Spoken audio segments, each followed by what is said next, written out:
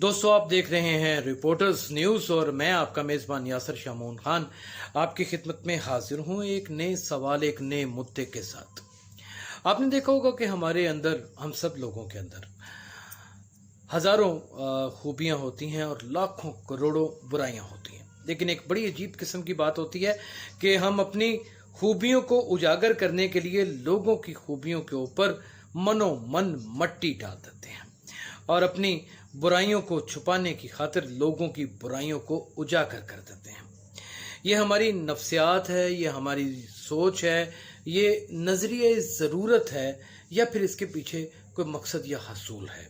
इसके पीछे कार फरमा कौन से अवामिल हैं, इसके पीछे कौन सा एक माइंड सेट है, कौन सा नैरेटिव बिल्ड करने के लिए हम जा रहे होते हैं, ये मैं नहीं पूछता। ये मुझसे बेपनाह तन्हाइयाँ, बेपनाह उलझने, बेपनाह सवालात पूछते हैं। इसी तरह रोज़ाना सोचा कि एक सवाल आपकी खिदमत में रिपोर्टर्स न्यूज़ की जानिब से लेकर के हाजिर हूँ।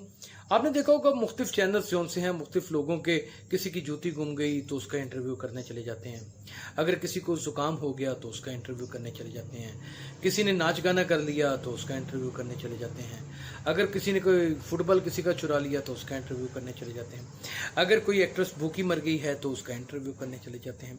लेकिन जो बेसिक्स और बुनियादी किस्म के सवाल और असूल हैं उनको हम हमेशा नज़रअंदाज कर देते हैं। नज़रअंदाज हो जाते हैं ख्याल, नज़रअंदाज हो जाती हैं सोचें, और नज़रअंदाज हो जाते हैं लोगों के ख्वाब। और फिर क्या होता है? एक अफसुर्दगी का माहौल।